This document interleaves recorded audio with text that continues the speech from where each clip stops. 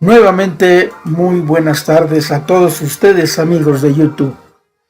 Estamos aquí con ustedes hoy para presentarles un programa sobre una gran figura, sobre un gran hombre, un gran artista que misteriosamente desapareció en un viaje trasladándose de cierto lugar hacia París para presentarse y ofrecer un espectáculo musical con su orquesta que en esos tiempos era uno de los más cotizados. Como ya sabemos, la música es y ha sido en casi todos sus géneros algo que nos reconforta, que nos estimula y en algunas ocasiones nos envuelve en una deliciosa nostalgia. Con ciertas excepciones, escuchar una melodía, un tema o una canción nos transporta al sitio donde queremos viajar, hacia donde nuestros recuerdos nos quieren llevar. Afortunadamente, en todo el mundo esto no cambia y desde que tenemos uso de razón en nuestras vidas se han visto entrelazadas por las notas musicales. Y en homenaje a esos momentos que vivimos en nuestra niñez, después en nuestra juventud y ahora más en nuestra madurez, estaremos recordando a un personaje que llenó muchas páginas en el ámbito musical de Norteamérica y en todo el mundo. Antes de la Segunda Guerra Mundial y posteriormente de esa misma, su nombre, su orquesta y el legado musical que nos dejó se agigantó, al grado que hoy, a casi 76 años de su misteriosa desaparición, su nombre sigue sonando, al igual que los temas con los que la juventud de esos años, y estamos hablando de 1930 y finales de los 40. Como todos se habrán podido dar cuenta al estar escuchando nuestro fondo musical, saben que nos estamos refiriendo en esta ocasión a Alton Glenn Miller. Su vida, tan corta, pues desapareció a la edad de 40 años, fue suficiente para escribir una larga lista de triunfos y éxitos musicales, cuando en aquellas tierras americanas la sociedad se movía al ritmo del swing y del jazz. Se estaba dejando atrás el gusto por el foxtrot y el charleston, y la juventud apreciaba cada vez más el cadencioso y rítmico swing, el ritmo que años después se convertiría en el rock and roll, pero esa ya es otra historia que más adelante abordaremos. Hoy nos ocuparemos de platicar esa misteriosa, enigmática y por demás misteriosa desaparición del músico nacido en 1904 en una pequeña localidad llamada Clarinda, en el estado de Iowa. Él nació dentro de una clase media-baja, pero desde muy joven mostró el gusto por la música, y al sentir que su vida no era para el estudio, decidió dejar la universidad para dedicar su tiempo a lo que le apasionaba. Su padre le regaló un pequeño instrumento musical y ese fue el detonante para que iniciara una vida con la que sería su fiel acompañante hasta el último día en el que perdió la vida trasladándose en una pequeña avioneta hacia Francia, donde debía presentarse con su orquesta para que con su música festejar las Navidades. Su familia, después de pasar algún tiempo en Nebraska y Oklahoma, se instaló definitivamente en Colorado, donde con 12 años empieza a estudiar el trombón y a tocarlo en la banda de su colegio. En 1926, siendo aún universitario, se convierte en trombonista profesional y se une a la banda del célebre baterista Ben Pollack en una gira por California. En esa banda, el clarinetista era el que más tarde fuera proclamado rey del swing, Benny Goodman. En 1928 la orquesta llega a Nueva York y Miller decide dejarla para tocar por su cuenta en clubs, programas de radio y espectáculos musicales hasta bien entrado el año de 1932. En 1935, Ray Noble, director británico de orquesta, le encarga organizar una banda de swing. Durante 2 años alterna la dirección de la orquesta y las actuaciones en pequeños locales, hasta que en 1938 decide formar su propia Big Band. Tras varios intentos frustrados, su primer éxito, el grande, fue Moonlight Serenade, y un contrato en el casino de Glen Island, en New Rochelle, en New York, le abre las puertas a una carrera triunfal que se mantendría hasta el final de su carrera. Al mismo tiempo que la orquesta triunfa en las salas de bailes, la banda adquiere una popularidad tremenda debido a la emisión de sus actuaciones por un programa radiofónico que es escuchado de costa a costa en los Estados Unidos y que es patrocinado por la marca de cigarrillos Chesterfield. La orquesta, ya con un sonido novedoso, el famoso sonido Miller, está ya completa con sus grandes instrumentistas, y el contrato que firma con la RCA, donde a lo largo de 3 años y medio graba más de 250 temas, lo confirman como una de las grandes bandas de swing de la época. Mucho tiempo batalló Glenn Miller, pues a pesar de que sus actuaciones eran bastante aceptadas por la concurrencia, él no se sentía satisfecho, pues se sentía una copia de los que por ese tiempo también alternaban en los bailes en los diferentes hoteles y salones de baile, a los que concurría la crema innata de la sociedad norteamericana. Y los alternantes eran nada menos que Larry y Les Elgart, y ya sonaba bastante Jimmy y Tommy Dorsey, Ray Noble, Red Nichols, Smith Value y Benny Goodman, el rey del swing, entre otros de gran renombre. La obsesión de Miller por encontrar el ansiado sonido estadounidense le siguió Tuxedo Junction en Palme Tuxedo, que mantuvo Miller liderando las preferencias musicales de los norteamericanos. El 11 de febrero de 1941, la RCA Victor le otorga el primer disco de oro por Chattanooga Choo Choo, homenaje a una legendaria estación y línea ferroviaria en Tennessee, tema principal del film Sun Valley Serenade, que vendió 1 millón de placas. Otro de sus éxitos fueron Pennsylvania 6-5000, que sigue siendo el número de teléfono del Hotel Pennsylvania en Manhattan, Collar de Perlas, Little Brown Jug, Sunrise Serenade, Fly Me to the Moon, American Patrol y la canción símbolo de la orquesta, Serenata a la luz de la luna, una de las canciones más reproducidas e importantes de la historia musical estadounidense. Las grandes bandas llenaron al amante del baile y de los ritmos modernos de la época, y las grandes bandas se tornaban apareciendo en los grandes salones de los hoteles de mayor renombre en Nueva York y California, y desde luego todas las grandes ciudades que gustaban de disfrutar del jazz y del swing. Fue en 1941 la moda de las grandes bandas estadounidenses cuando alcanzó su apogeo.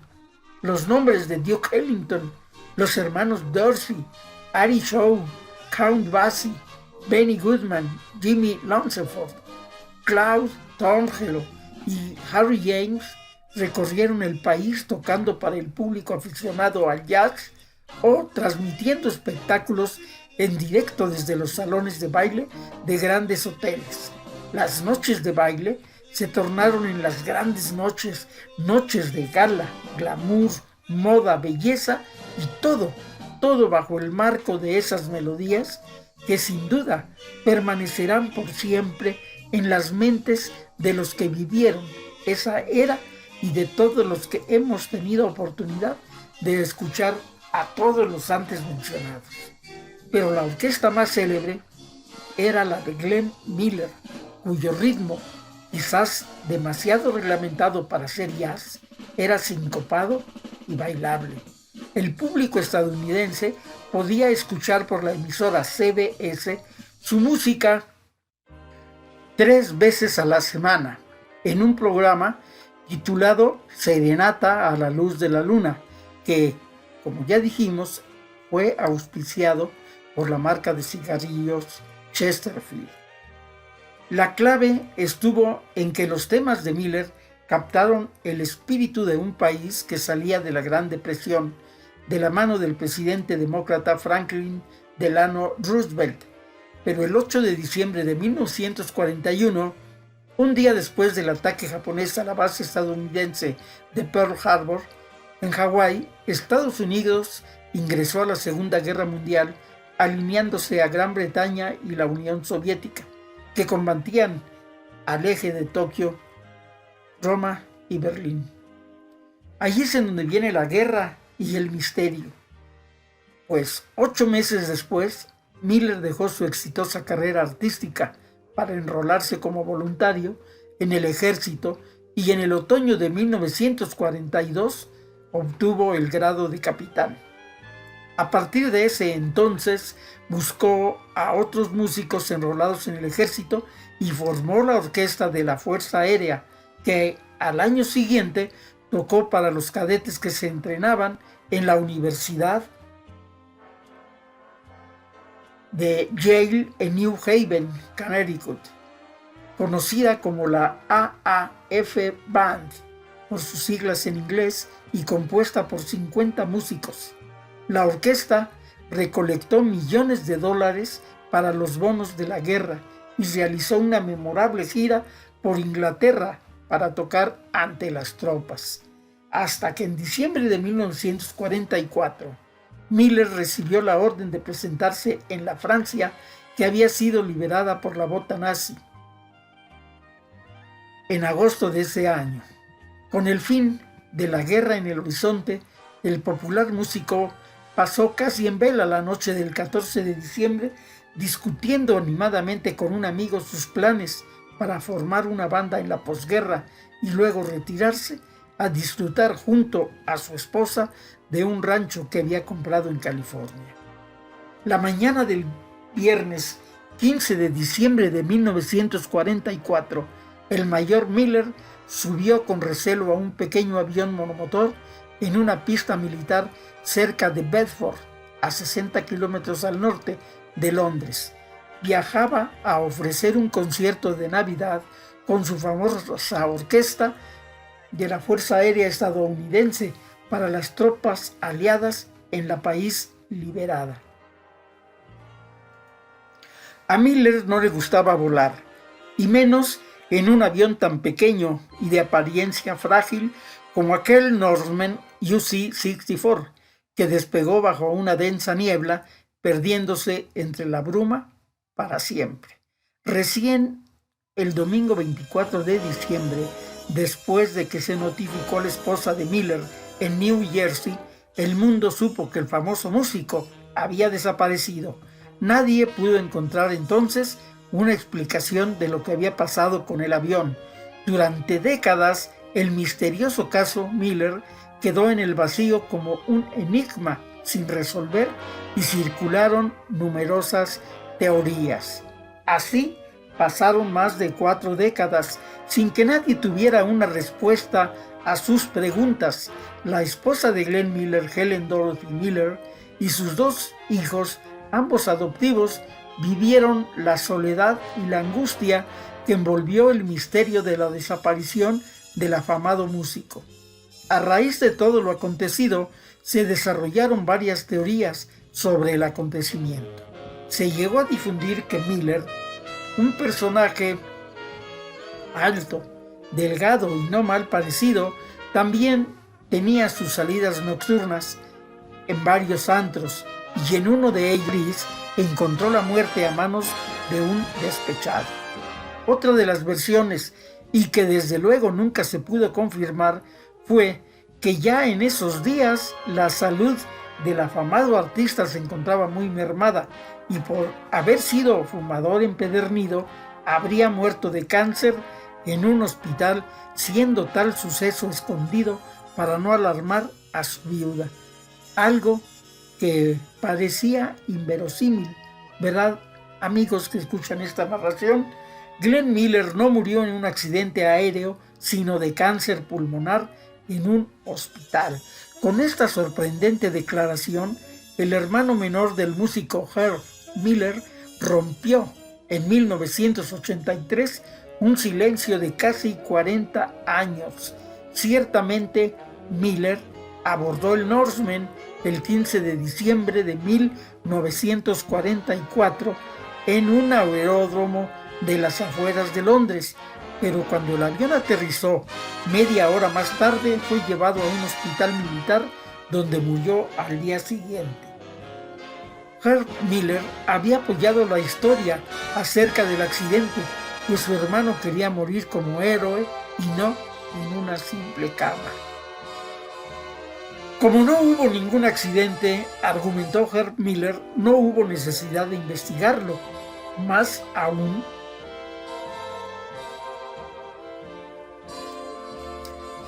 el informe meteorológico del 15 de diciembre registró una temperatura de 5 grados centígrados, que no era suficiente para congelar las alas del avión.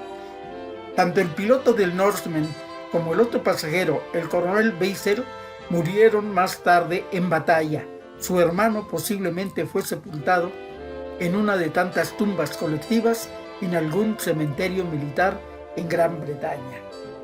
Esta versión también parece apoyarse en el hecho de que en sus últimos meses la vida de Glenn Miller padecía deprimido, irritable, exhausto y sufría lo que él describió como repetidos ataques de sinusitis, según Don Haynes, oficial ejecutivo de Miller y administrador de la AAF Band.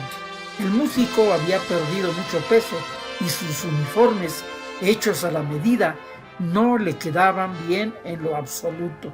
Sencillamente le colgaban.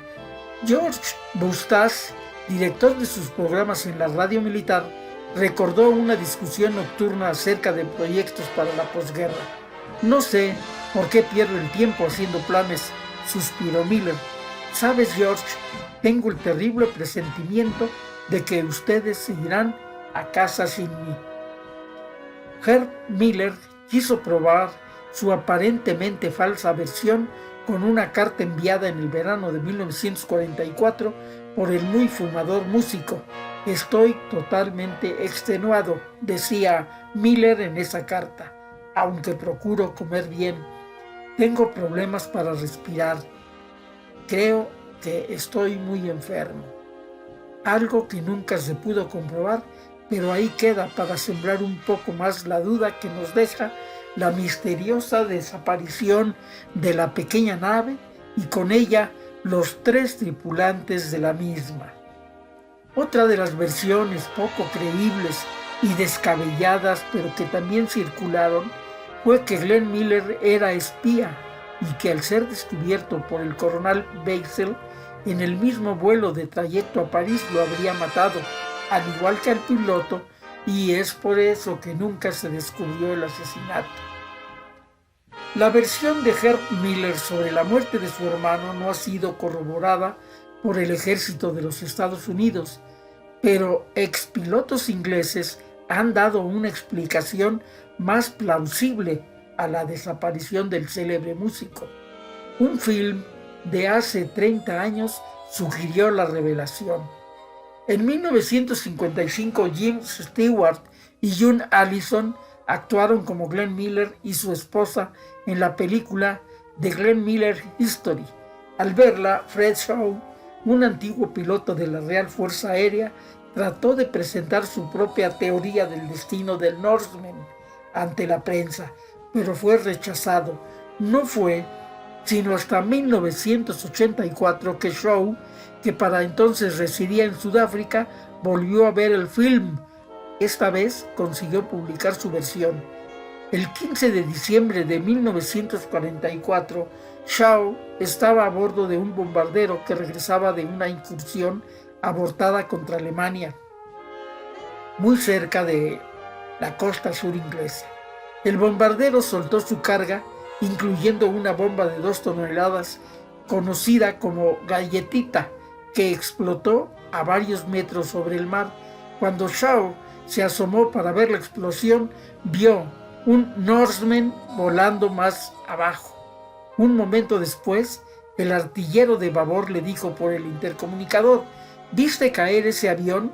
Shaw explicó que las ondas de choque de la explosión pudieron haber derribado al pequeño avión.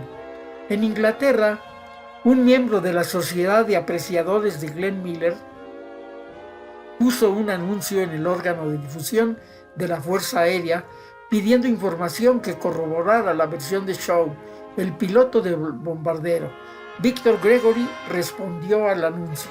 Aunque él no había visto nada, Gregory confirmó en su declaración que Shaw vio un Norseman volando más abajo y que el artillero ya fallecido lo vio caer al mar. Como la visión se había abortado, no se rindió informe y Gregory nunca mencionó el incidente a sus superiores. No quiero que se me considere insensible o cínico, pero al saber que un avión caía, yo habría dicho que no tenía por qué estar ahí, lo olvidaría, confirmó Gregory. Su único interés era regresar a la base sano y salvo luego de la incursión. La versión de Shaw llevó a una investigación del Departamento de Historia, área del Ministro Británico de Defensa. Hasta entonces, la Real Fuerza Aérea consideraba la desaparición de Miller como un asunto que solo concernía a Estados Unidos, pero el Norseman despegó de una pista inglesa con ruta hacia Francia, aunque no se archivó su plan de vuelo. La investigación concluyó que el Norseman pudo cruzarse con los bombarderos o estar a kilómetros de distancia. Tal vez nunca se llegue a conocer la verdadera historia sobre la desaparición de Glenn Miller. Y después de tantos años, tal vez ya no importe en realidad.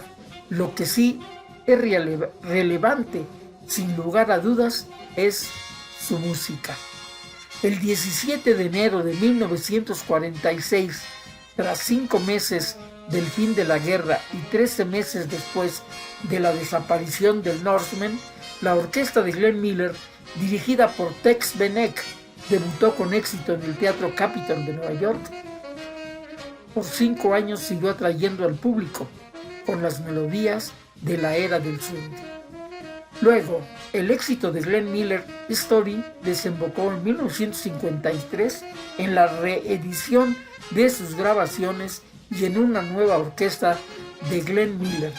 Lo que más gustó a sus integrantes fue tocar en plena década de 1970 ante un público demasiado joven para haber oído a Glenn Miller en persona, pero que deseaba oír el suave sonido de su música. Y así ha sido a través de los años, aún hoy, en pleno siglo XXI y en estos tiempos del temido COVID-19, en nuestras reclusiones forzadas, los que somos amantes de la buena música y de recordar la historia de la misma, desempolvamos nuestros acetatos de vinil para recordar a este ahora ilustre embajador de la música del recuerdo, Alton Glenn Miller. Como sea que haya sido llamado al otro plano dimensional, gracias por tu talento. Gracias por regalarnos esas extraordinarias ejecuciones que también nosotros hemos disfrutado y bailado al compás de tu trombón, clarinete y saxofón. Esto ha sido todo por hoy, amigos de YouTube, y les recuerdo que si esto es de su agrado, se suscriban a mi canal. Lo que parece una simple suscripción representa mucho para nosotros, los que nos dedicamos a realizar este tipo de remembranzas, y estaremos en la próxima. Cuídense y recuerden, permanezcan en casa.